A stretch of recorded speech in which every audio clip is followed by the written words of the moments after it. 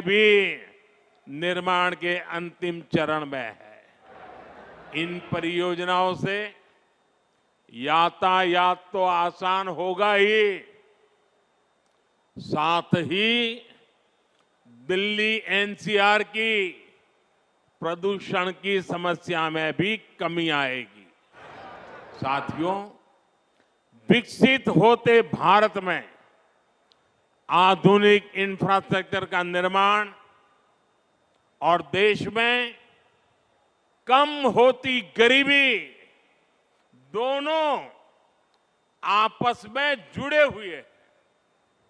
जब एक्सप्रेसवे ग्रामीण इलाकों से होकर जाते हैं, जब गांवों को अच्छी सड़कों से जोड़ा जाता है, तो गांव में अनेक नए अवसर लोगों के घर के दरवाजे तक पहुंच जाते हैं। पहले गांव के लोग कोई भी नया अवसर खोजने शहर तक चले जाते थे, लेकिन अब सस्ते डेटा और कनेक्टिविटी के डिजिटल इंफ्रास्ट्रक्चर के कारण गांवों में ही नई संभावनाओं का जन्म हो रहा है। जब अस्पताल, शौचालय, नल से जल और घरों का रिकॉर्ड गति से निर्माण होता है, तो सबसे गरीब को भी देश के विकास का लाभ मिलता है।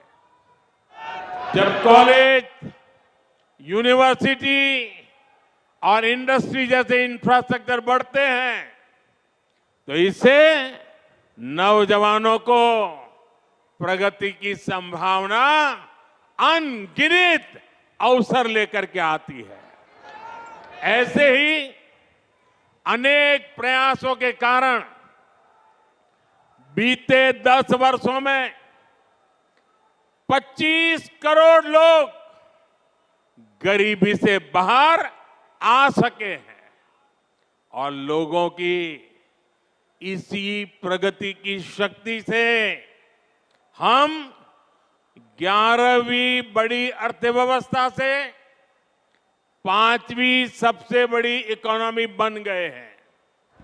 साथियों, देश में तेजी से हो रहा इंफ्रास्ट्रक्चर निर्माण का काम भारत को उतनी ही तेजी से दुनिया की तीसरी सबसे बड़ी आर्थिक ताकत भी बनाएगा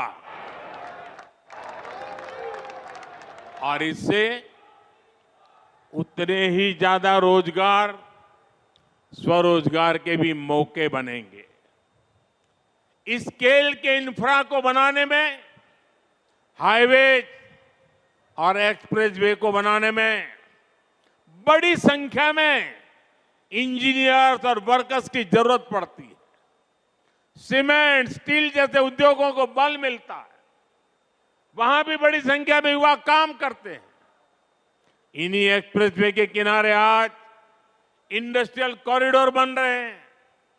नई कंपनियां, नई फैक्ट्रियां स्किल युवाओं के लिए लाखों रोजगार लेकर के आ रही है। इसके अलावा अच्छी सड़कों के होने से 2 व्हीलर और 4 व्हीलर इंडस्ट्री को भी गति मिलती है। इससे साफ है कि आज युवाओं को रोजगार के कितने नए अवसर मिल रहे हैं। देश के मैन्युफैक्चरिंग सेक्टर को कितनी ताकत मिल रही है। साथियों, देश में लाखों करोड़ रुपए के इन विकास कार्यों से सबसे ज्यादा दिक्कत अगर किसी को है तो वो है कांग्रेस और उसके गठबंधन गठबंधन।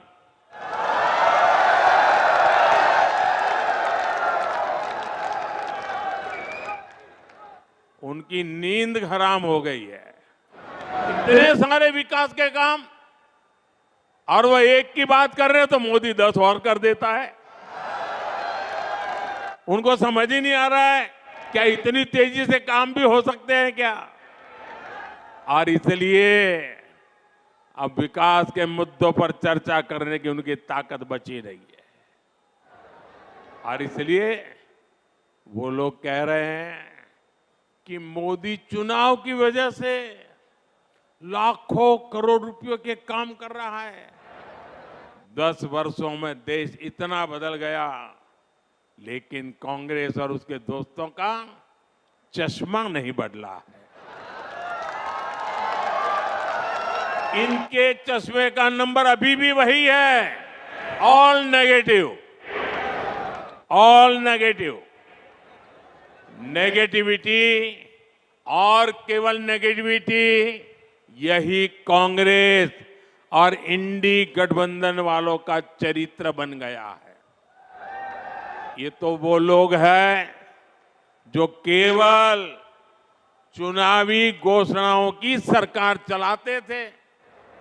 इन्होंने 2006 में नेशनल हाईवे डेवलपमेंट प्रोजेक्ट के तहत 1000 किलोमीटर एक्सप्रेसवे बनाने का ऐलान किया था, लेकिन ये लोग घोषणा कर करके घोंसले में घुस गए, हाथ पर हाथ रख करके बैठे रहे। ईस्टर्न पेरिफेरल एक्सप्रेसवे की बातें 2008 में की गई थी, लेकिन इसे पूरा हमारी सरकार ने 2018 में किया। द्वारका एक्सप्रेसवे और अर्बन एक्सटेंशन रोड का काम भी 20 वर्षों से लटका था। हमारी डबल इंजन की सरकार ने सभी मुद्दों को सुलझाया और हर प्रोजेक्ट को पूरा भी किया।